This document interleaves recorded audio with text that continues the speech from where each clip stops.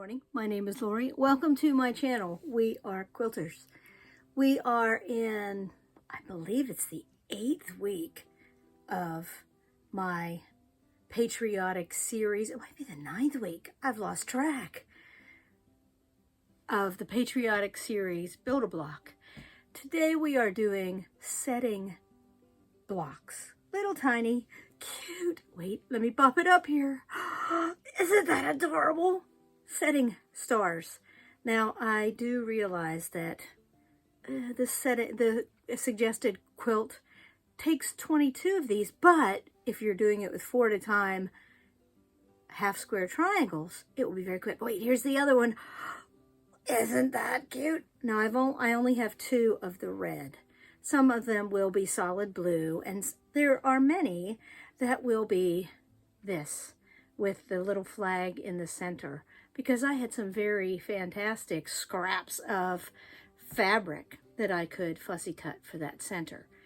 So I'm going to show you 2 ways today to make these fantastic little star points. We're going to do some as half square triangles because I have some bonus triangles from other blocks in this series, and we are going to do 4 at a time flying geese. Let's get started. I do have some extra tips for the 4 at a time flying geese to make that process smoother. I've been practicing. I had forgotten how bright the light could be here at this sewing room. So the first way I'm going to make my 4 patches, or my star points, is by using 1.5 inch leftover pieces, and each block takes 8 of these if you're doing it this way. So I'm going to lay them out, and I have enough to do 3 stars, I think, left over from other pieces, or maybe I should say from things I could find, because I may not have always put things in that place. So I'm going to sew those together, and then I'm going to press them with the seams open in the back. So that's one way to do the 4 star points. And I have centers, and I'm matching. You don't have to match, because as you can see, these ones do not match the center, and it makes a very nice little star. So you have to decide.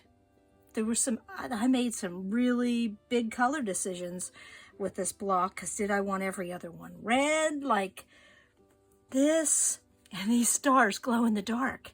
It is absolutely fantastic that these stars glow in the dark.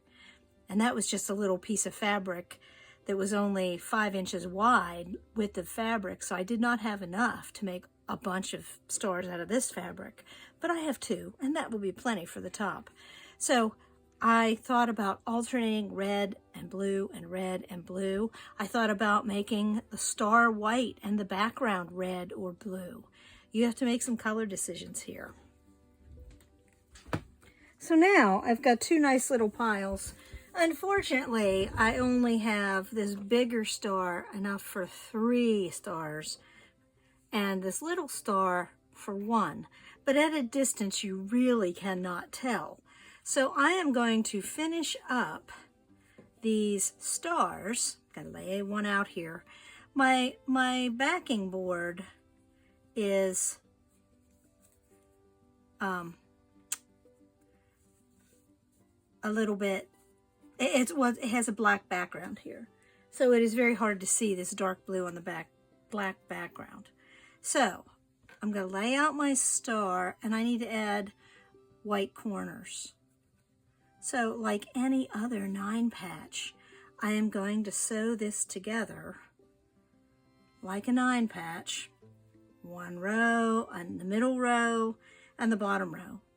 And the top rows, I'm going to press out toward the straight squares, and the middle row, I'm going to press toward the center because it's one big square.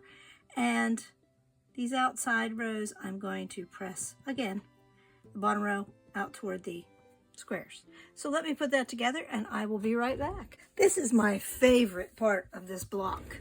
I always do centers first, so that way I know I have them all facing the right direction.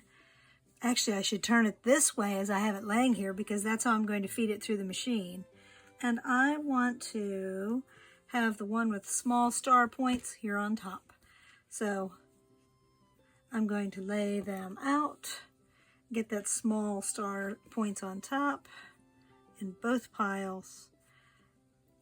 And I like, this part is so satisfying to me, simply because when you line these up, if you have pressed them to the plain squares, they line up and you don't have to pin because they lock in place, and then you don't have to pin. So let me get some sewing done and I will be back to show you my stars. And here is some of the best part of making a star. When you open it up and the points actually line up and you can see them, that is the best part of making the star. Now I'm going to iron these in so that it'll be easier somewhere later on for construction. Let me get to that and I'll be right back. Here I have my design, well, it's whatever week it is. I guess this is week 9. I was wrong when I said maybe week 8, because I see Jubilee is labeled week 8. So my stars, where my little stars go, are colored in blue. These top 3, I have decided to make the solid blue and the solid red. These ones, I think every other one has a flag in it. So I have made the stars for up here.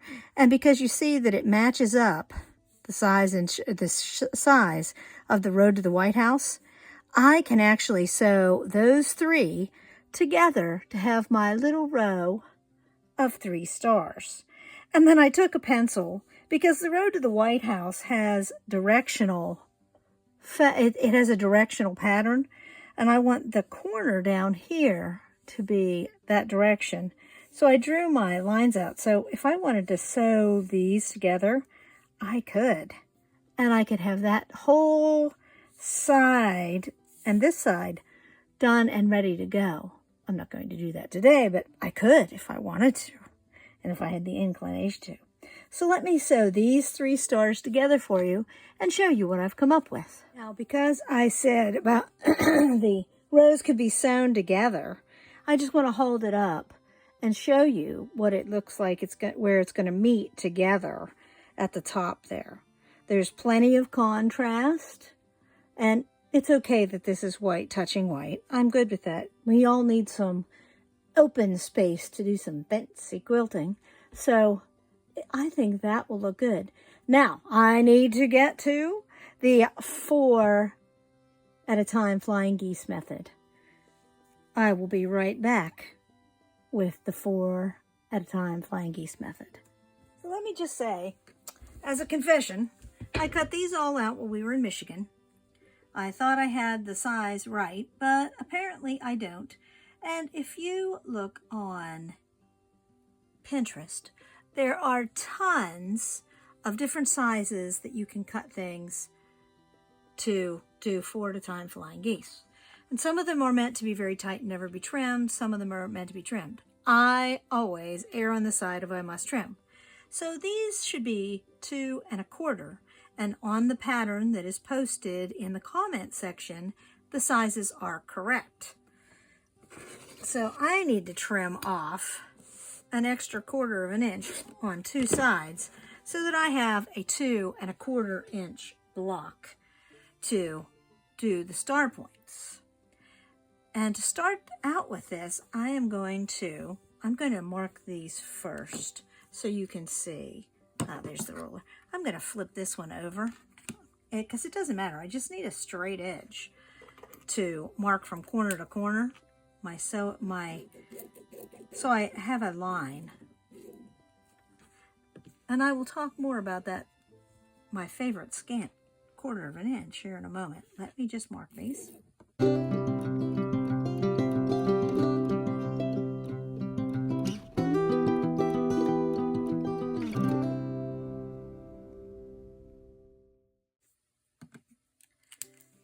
Okay, so each 4 at a time flying goose takes 4 squares. But I need to trim off the corner that's going to be on the inside. So I need to put 2 of them aside.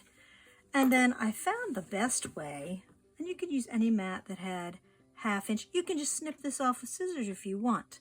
But if you're like me and you worry about snipping too deep, so I am using my 1/4 inch lines. I could even line it up so that, or my 1/2 inch lines, I could line it up. See, this one goes corner to corner right there. So I'm going to lay that across, and I'm going to use that line to trim. And it looks deep, but it really is not. Oh, well, that wasn't so good. Okay, so I have trimmed off that corner, and that looks like a big piece, but it really is not. It will take care of that extra little fuzzy mess inside the flying geese unit. I also found a different set of, originally I had trimmed these to the goose part to 4, but I have found that 3 3/4 actually works better for this star. Less waste, and there's still enough to trim.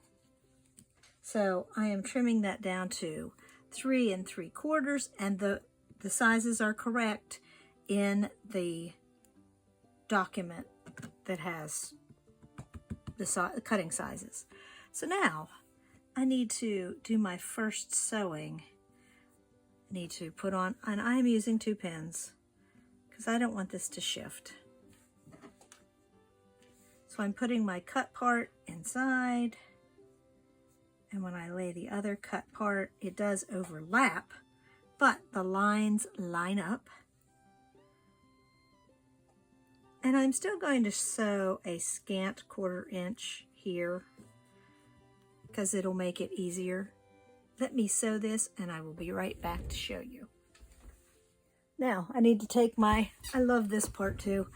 It's a heart shape. You need to take your remaining squares and you put it corner to corner. And there should be about a 1/4 inch here. It depends on how scant you sewed your seam allowance before as to how much is there. But if you sewed it scant, start there and sew it that same distance away. That will help you out. So let me pin those 2 and I will sew them.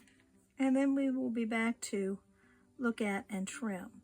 See, and so this one doesn't line up perfectly. So when I start to sew there, I'm going to start right in that spot. And it will be all right. It will work itself out in the trimming. Be right back.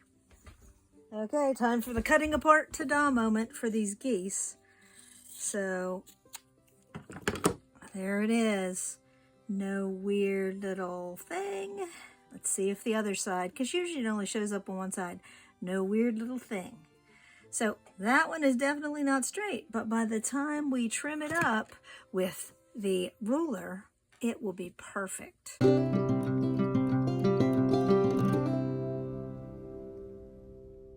Now, you'll remember at the cabin, I used my slicey dicey ruler to trim these, and I used a regular ruler because I made sure there was a 1/4 inch here, and then I trimmed it to the finished size of 1 1/2 after I trimmed that first, and then I think I used the slicey dicey, and I know I did because I had extra lines drawn on the one at the cabin. This one I have not decorated yet because I have some different rulers here, not ones that I've used a great deal, but I have different rulers here. So let me get this out of the way because that is not how I am trimming up the flying geese. Now, years ago, I bought a set of these. There's 2 in a set. They have different sizes. There's a little tiny one at a yard sale. They were still in the package. It had never been opened. And I paid 50 cents. And it didn't have these little feet on them. That's my addition to most things. These little rubber grabby feet. This set cost me 50 cents for the 2 of them. And I know that they cost more than that. That's why I had not bought them. But it was an elderly lady having a yard sale, and she apparently didn't have much value for them and had never, ever even taken them out of the container. So let me show you how I use this. It might be different for how you use it. I don't know. I didn't keep the package directions. So I line it up with the flying goose. And I hope that looks straight on the camera because it looks straight to me. And I'm using my little turntable. I bought a second one of these, this little 8-inch turntable. I don't think I'd like the bigger one because then you have to have a bigger clear area. But I have a nice little small clear area. That's all I usually get. So I'm going to cut 3 sides once this goose is lined up. And then I'm going to trim the 4th side because it goes well beyond 1/4 of an inch there. So there's my 3 sides. And when I pull this up, it's going to look wrong. Oh, it looks so big. Well, yes, it is too long. There is too much goose. So I'm lining the bottom of the goose line up there. And I'm lining the sides up. And by the time I trim that, it will be perfect. It is now a 1.5 by 2 inch finished, a 1 by 2 inch finished flying goose. So that means it measures 1.5 right now and 2.5 right now. So now that one is ready to go into a block. Let me find that little, maybe that was, oh, here's the one that is so crooked. Looks horrible. So I'm going to trim that one up for you too, so you can see that even though it looks horrible and crooked here at the top, that I line up my goose.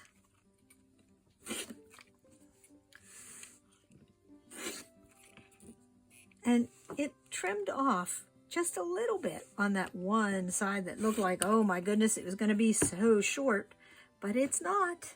It was perfect. It trimmed it right off. Let me trim that off. Now I know that we have some waste. There is. But this is perfect. And I don't have to fiddle with it and adjust it and change it. And it's better to have that little bit of waste. And that really isn't waste. It goes into dog beds or into fire starters. So there is my little flying goose. Let me get to work and do some more of these. I'll put it on speed trim so that you can enjoy some music.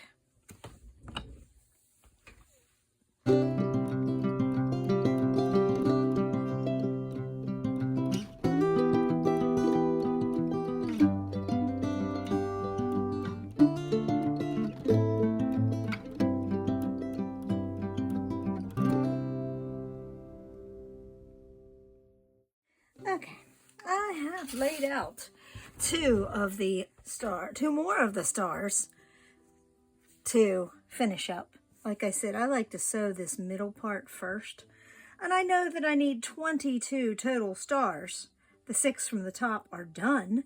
And now I just need to do the rest. The last 16 for around the middle part. So I'm getting there little by little. This will not be a super do it all at one time thing for you probably. It took me a while to cut the pieces, and then it took a while to do the geese. So take your time. Enjoy the process. Enjoy the practice that you are getting making perfect little flying geese. This was the thing that I was most afraid of in all of the quilting world, was a flying goose, because there's so much bias and there are so many things that can be stretched and twisted. So this method, both of these methods of sewing a half square triangle, and if you look, you cannot really tell so much which ones are half squares or which ones are flying geese. They all come out as graphic and nice looking in the end. So use the method that you are most comfortable with.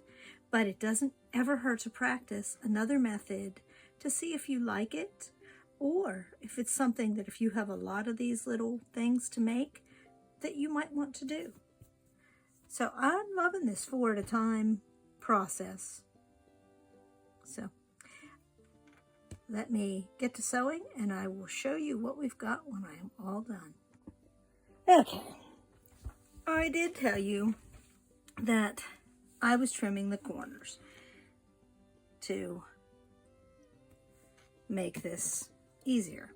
So what happens if you get all excited and you trim the corner off before you draw the line? Oh, then you have no corner to reference where to put the straight edge. There is a way to fix this. Do not panic. You put your point on a line.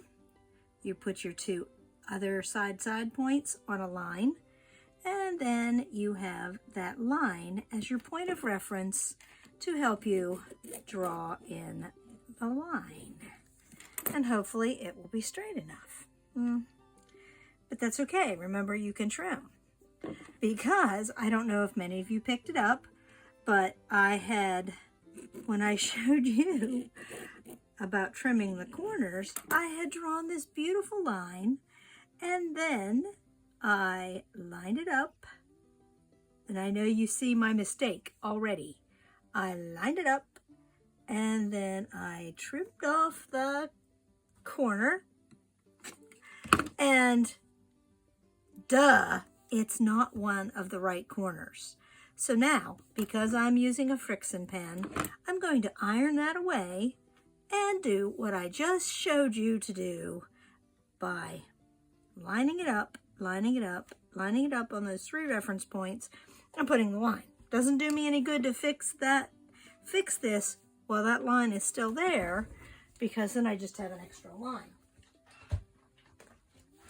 Okay, cleaned off.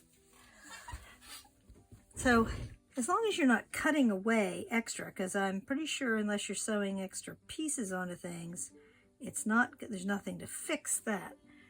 But if you oversize blocks and need to trim them, or you mark things and need to remark them, see, all better, like a big Band-Aid, all better and ready to go.